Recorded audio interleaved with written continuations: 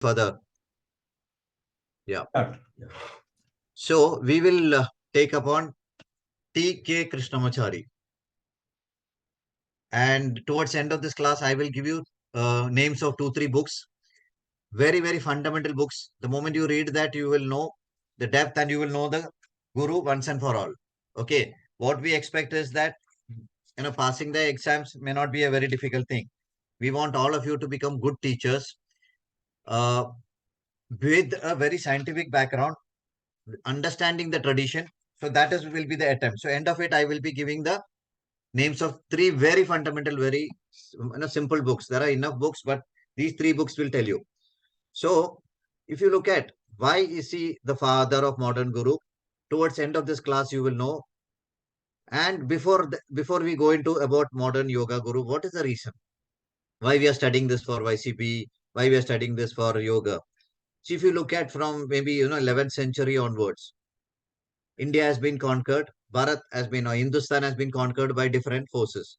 It can be the Dutch, it can be the Mughal, 11th century, 12, 13, 14, 15, 16. All the conquering happened till British came in. I think British came maybe in 1680, 1687 or 1678. So all the centuries, India was conquered. The best of tradition, the best of science, heritage, everything got into. So then you find most of the sannyas or the movement, the Gurukul movement, started thinking, it's time for us to come out, okay, and look at social development rather than only human development and look at people to come for the sannyas or this. So you will find a lot of movement, whether it is Arya Samaj movement and all of it.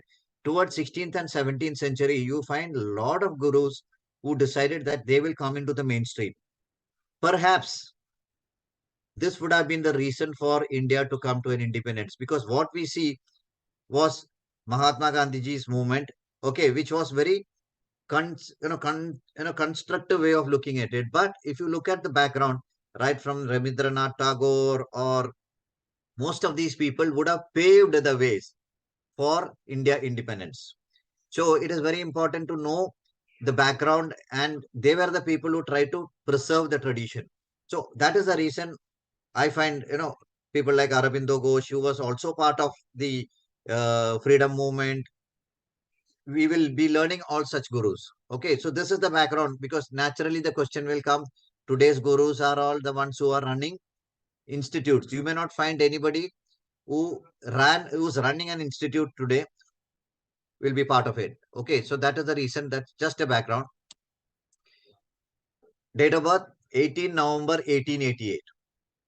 Place of birth Chitradurga, Mysore Kingdom.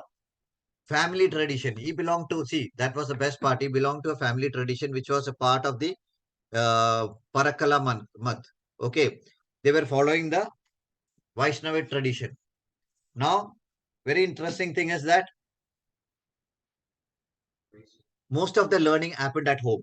Okay, right from the childhood, 3 years, 4 years, he studied Vedas at home, started Sanskrit, Purva Mimamsa, learned yoga, pranayam from his own father. He had 2 degrees from the University of Mysore. So, deeply imbibed in the tradition. And if you look at a lot of gurus have influenced, I will come back to those things again, once again. So brought up in that kind of tradition, it was easy for him. And his first learning was from his father. He learned Veda, he learned yoga, pranayam. And thereafter, see, in those days, very few people used to go to university. Krishnamacharya was one person who felt that through yoga, more than that, I need to go to the university. He went to Mysore, 2 degrees from Mysore University. And just watch how the versatility. From there, he moved to Queen's College, Varanasi, in the late 18th centuries. And there, people started noticing him because he was already going as a very, very strong student. His first studying was at Queen's College, Varanasi. He was under Vamanachari Bhattacharya. And he was one of the doyen of those days. There, the two people actually shaped his life. The second was the principal of that college, who was Ganganath Jha. These two people were very, very strong in tutelaging him, in shaping him up.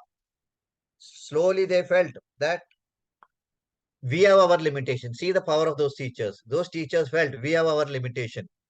We need to ensure this student should go to somebody else who has more knowledge. Even though we are academic, we are strong, we run universities. Those two teachers decided, no, we need to send this.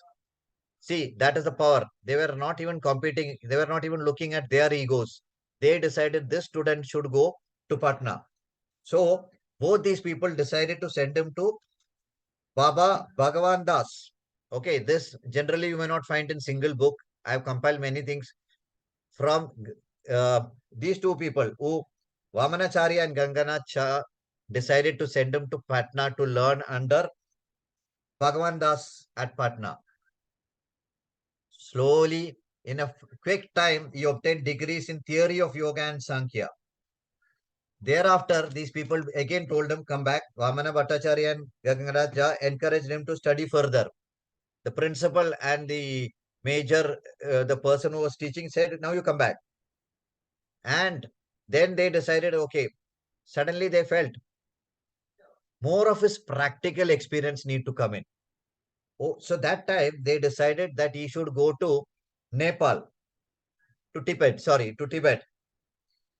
Tibet, one of the most self-realized teacher was there. His name was Rama Mohana Brahmachari. Traveling from India to Tibet was not easy. So at that time, the viceroy of North India had an illness. So these teachers decided, first thing is that let us send our student to treat this teacher. So the viceroy was treated. He spent almost 5-6 months with the viceroy. Viceroy took the responsibility, saying that it is my responsibility. I'll ensure that you go to Tibet. Life changed for him in Tibet.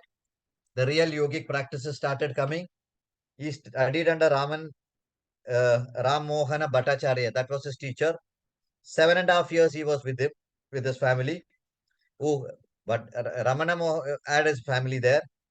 He studied, along with the practical studies, he studied Yoga Sutras and Sankhya Yoga. 1918, he returned to Varanasi. Again, got Mimamsa degree, which was 4-year degree in 9 months' time. See the versatility. No teacher, no student has ever completed a 4-year course in exactly 9 months' time. And now, if you look at how all these things are achieved, Atha Pratipika is already taught, Menon sir.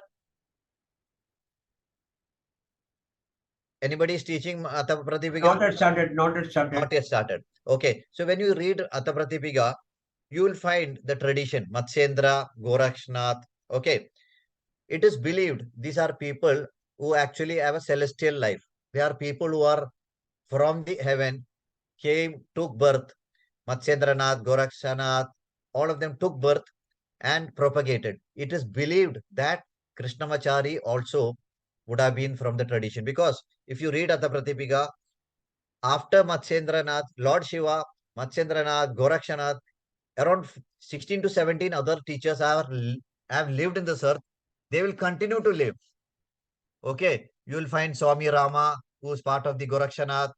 You will find, I'm sure Gopinathan sir knows, there is somebody called Shri M. Okay, he is from Kerala. He keeps coming. He is one person who has been born again as Matsyendranath or Goraknath. So these are people who are born again. So very, very good teachers will be continuing to be born again in this world. So if you look at, it is believed that Krishnamacharya also came like that. So if you, when you study Atha Pratipika, you will see after Matsyendranath, there are around 14-15 names: Sakara, Ananda Bhairava, Chaurangi, Meena, Goraksha, Viruksha, Bileksha, Mandana, Bhairava, Yogi, Tintini. All these people are people who have lived in the earth. They have been sent by the, celestial or the, heaven to teach. So he belonged to that. That may be the reason that he has attained this kind of glory in a short time. Just to recap, 2 degrees from Mysore University, studied at Queen's College at Varanasi, studied under Vamanacharya Bhatta, studied under Gangaranath Jha, who is the principal, degree in theory of Sankhya Yoga. Vamacharana Bhatt and Jha encouraged TK to travel to Tibet, was treating the viceroy who took care of TK's travel. 1918, returned to Varanasi, got 4-year Mimamsa degree in 9 months. Okay, any doubt? Anything you want to ask? Anything you would like to ask? Am I too fast? Is there more information? Shall I go ahead? Okay, thank you. 1926, he started teaching at Mysore. 1934, published Yoga Makaranda. Okay, just like our Kaivalyadam makes Yoga Mimamsa. Then he moved to Chennai. He was a lecturer at Vivekananda College. Now, the glory. A teacher is known for the students or the legacy which he leaves. Indira Devi. Now, let me tell a little bit about Indira Devi. Indira Devi is an American who came and started being with. She was the first person who took yoga to United States, and we see the birth of yoga. She was the first person who took. That is the glory of it. Her original name is Eugene Peterson. Her first work was Renew Your Life Through Yoga, Relaxation Through Rhythmic Breathing. This was in 1963. Rhythmic breathing has become popular later, but 1963, it was Indira Devi's work which gave birth to uh, rhythmic breathing. Then her work was on Natha Muni, Yoga Rahasya. A lot of work came. Indira Devi was the person who took uh, yoga from India. When it went abroad, people started pronouncing as yoga. Patabi Joyce. Okay, another teacher, very famous teacher. You'll have known something called Vinyasa. Correct. Vinyasa systems. You will find Patabi Joyce also studied under him. BKS Iyengar does not require any introduction.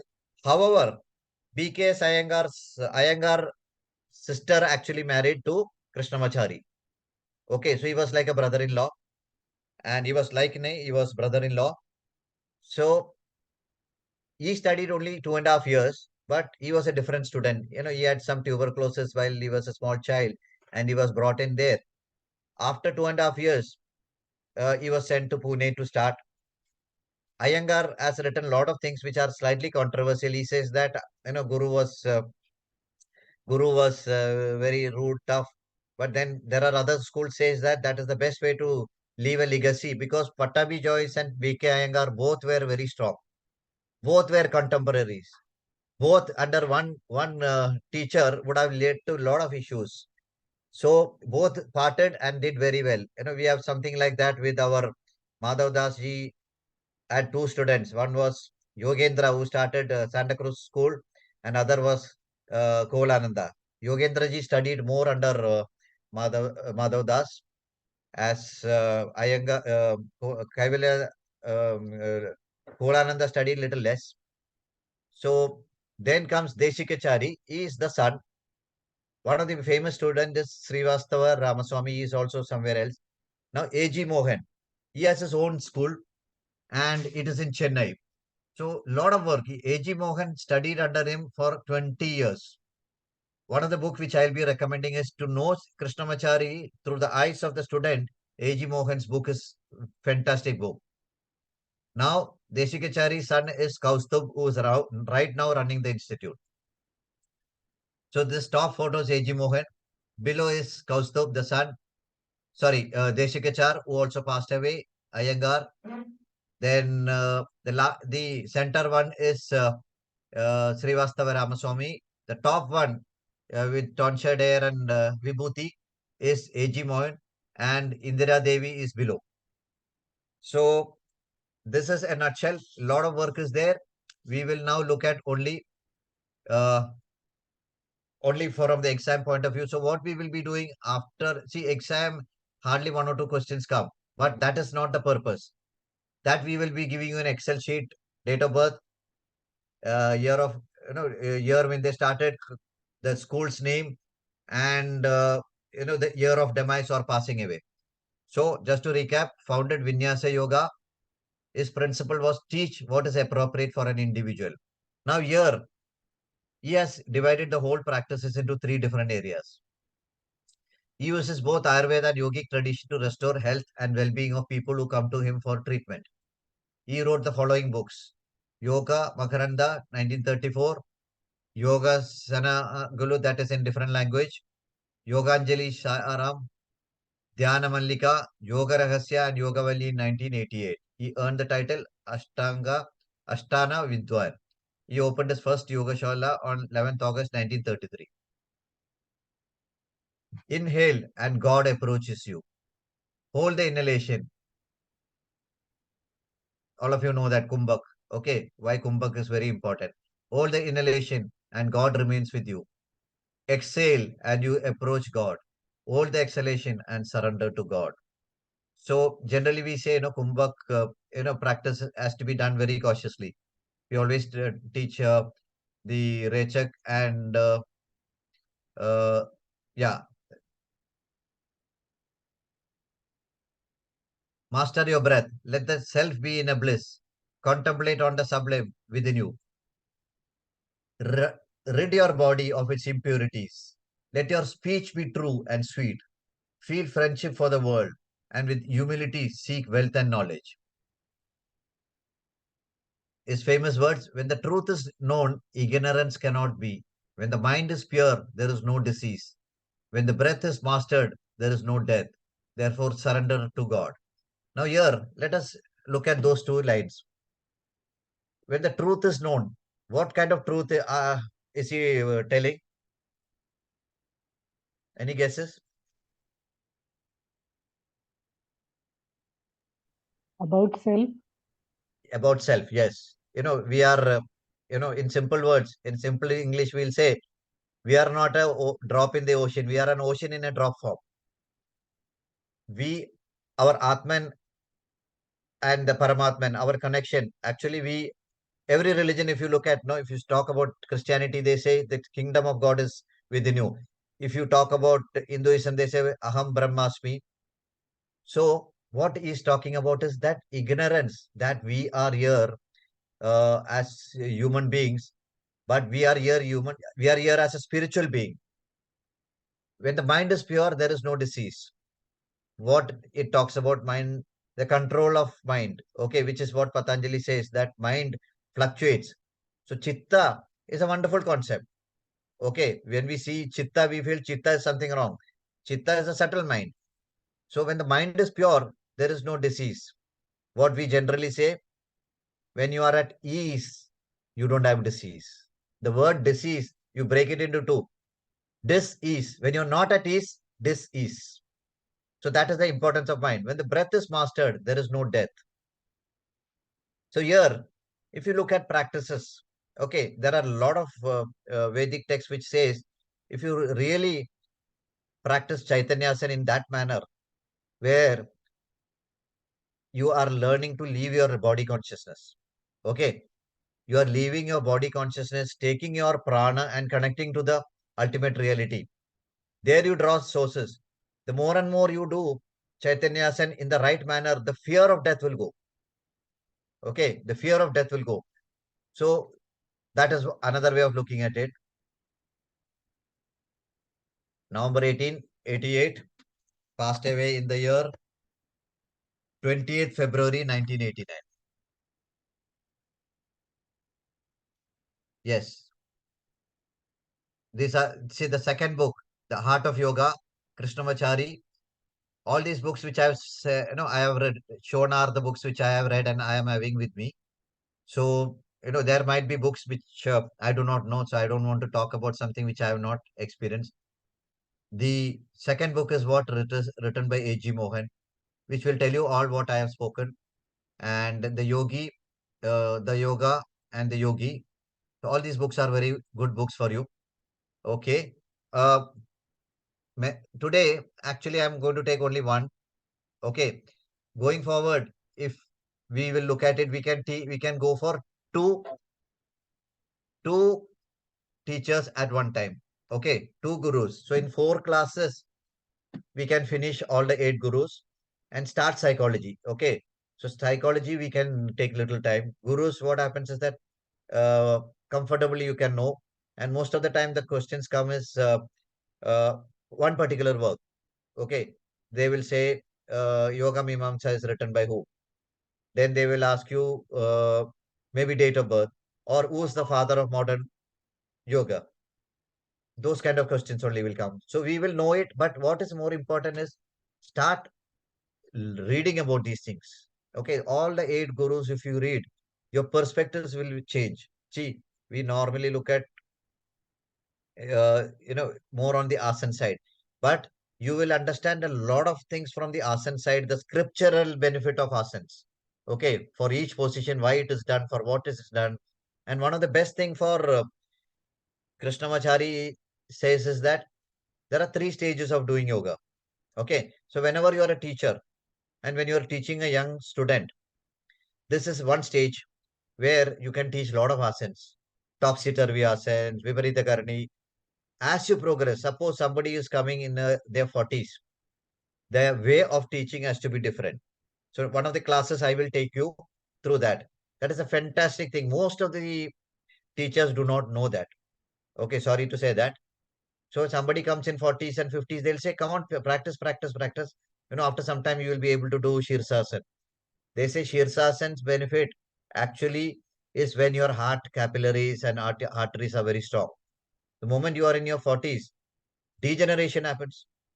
So there is, you cannot maintain it for a longer period. So, there can be a lot of adverse effects. So one of the classes, I'll take you through the 3 stages in which what you should teach at what age. So we will be taking two gurus in one. I think next 3 classes we can finish all the gurus, and with the pace which is sufficient. If you feel that pace is more, then we will reduce it and read one thing.